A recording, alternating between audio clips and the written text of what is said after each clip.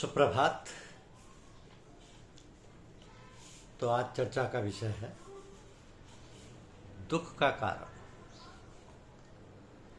दुख का कारण देखिए, जानिए कि किसी भी दुख का कारण भ्रम और शंकाएं हैं।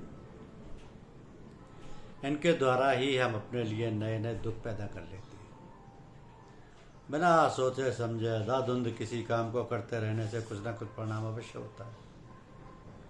यह भी संभव है कि ऐसा करने पर भी सहस्त्रों मनुष्यों में से कोई एक पुरुष अपने ध्येय को प्राप्त कर सका हो, परंतु अधिकतर यही देखा गया है कि जब तक समझ बूझ के सब साथ ढंग से काम नहीं किया जाएगा, उस कार्य के सभी अंगों को ठीक तौर पर नहीं चलाया जाएगा, तब तक सफलता मिलना असंभव है। जैसे दवा के साथ पथ्य होता है, उसी प्रकार प्रत्येक काम के संबंध में कुछ न कुछ ऐसी बातें भी होती हैं जिन्हें मुख्य कार्य के समान ही निभाना भी अत्यंत आवश्यक होता है। तो संसार में अधिकतर मनुष्य ऐसे हैं जो परमार्थ और परमार्थ के असली रूप को नहीं समझते और न कभी वे उसको समझने का प्रयत्न करते हैं, इसलिए वे उसके पूर्ण लाभ से वंचित रह जाते हैं।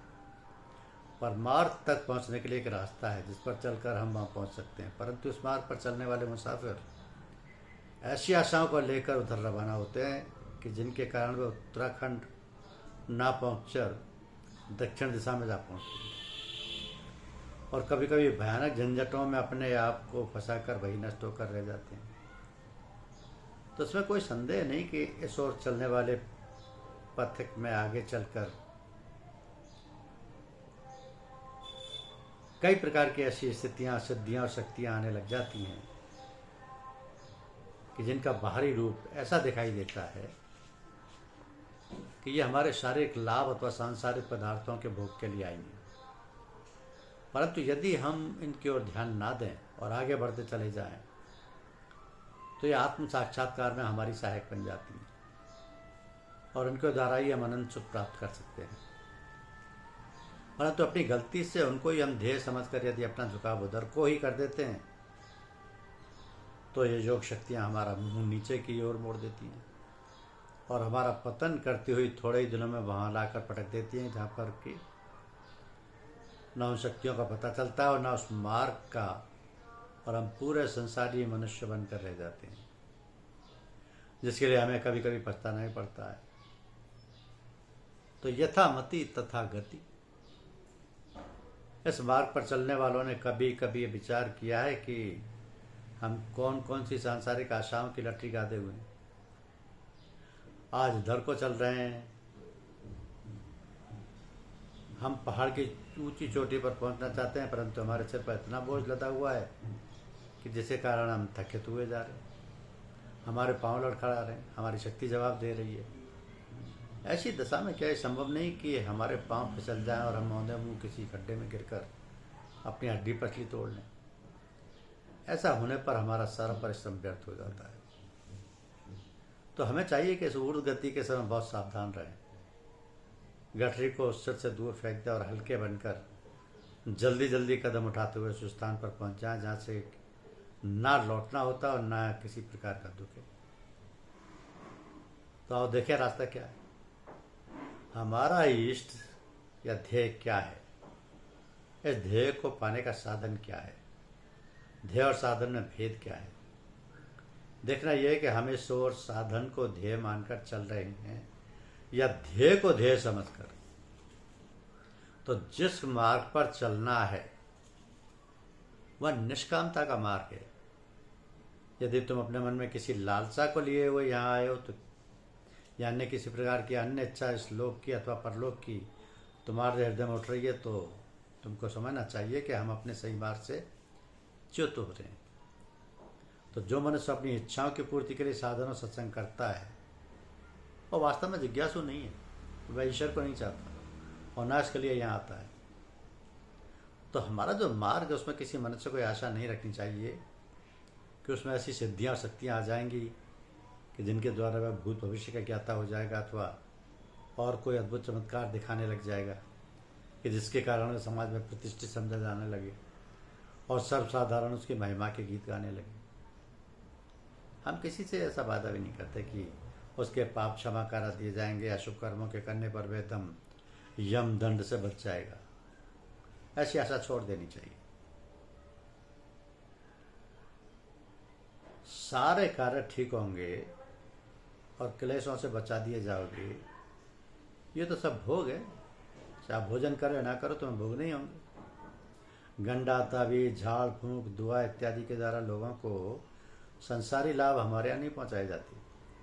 कोई व्यक्ति अपना मुकदमा जीतने की गरज से परीक्षा में पास होने के लिए, रोजगार और नौकरी के लिए तथा रोगों से निरोग होने के लिए, संतान प्राप्ति के लिए अथवा किसी दूसरे कष्ट को दूर करने के लिए यहाँ आया है तो वह अधिकारी ही नहीं है।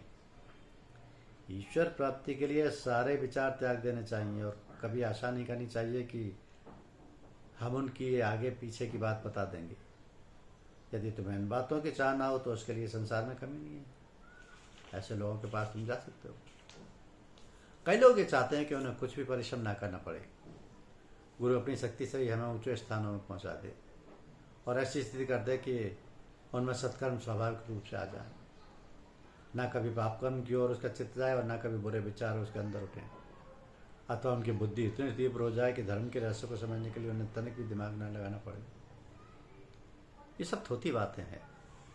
भाग्य से अथवा ईश्वर की दया से कोई जिज्ञासु एकदम चाहे इस अवस्था में पहुंच गया हो, परंतु हरेक के लिए नियम लागू नहीं हो सकता।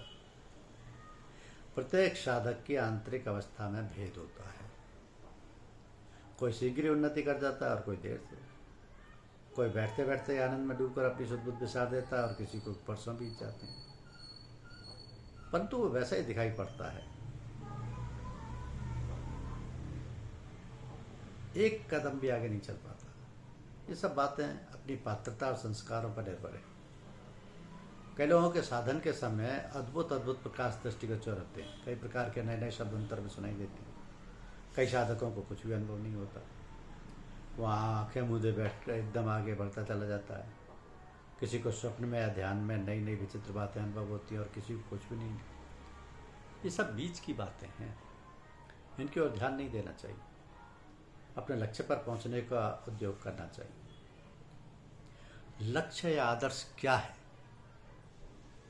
निष्कामता के साथ कर्तव्य समझकर उसकी आज्ञा का पालन करना और उसकी इच्छा में प्रसन्न रहना, यही धर्म है। तो धर्म का अर्थ केवल कर्तव्य है।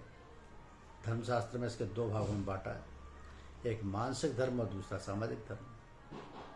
तो मानसिक धर्म के भी दो भाग हैं। एक ये कि जिसका संबंध बाहरी कर्मों से, जैसे संध्या, प्रार्थना, जप तप, कीर्तन, व्रत, यज्ञ, बलि, वैश्य, देव, तीर्थ, दान इत्यादि। इनमें मन इंद्रियों के साथ काम करता है, इसलिए बाहरी कर्म कहलाते हैं। दूसरे आंतरिक धर्म वो कहलाते हैं जिनमें केवल मन ही अपना काम करता है, जैसे प्रेम के साथ निरंतर उसकी याद करना, उसका दृढ़ विश्वास होना, उससे डरना, सांसारिक पदार्थों से लगाव कम करना, वैराग्य होना, जो मिले उसमें संतुष्ट रहना, ममत्व और तृष्णा का कम करना, भजन के समय मन को उसकी ओर से ना हटने देना, सत्कर्मों की ओर रुचि होना, दूसरों को नीच और बुरा ना समझना, दीन दुखियों पर दया करना, क्रोध ना करना, अपनी किसी वस्तु के लिए अभिमान ना करना इत्यादि। इन सब पर चलना ही पंथ या मार्ग कहलाता है। तो जिस प्रकार बाहरी कर्म किया जाता है उसी प्रकार भीतरी कर्मों को करने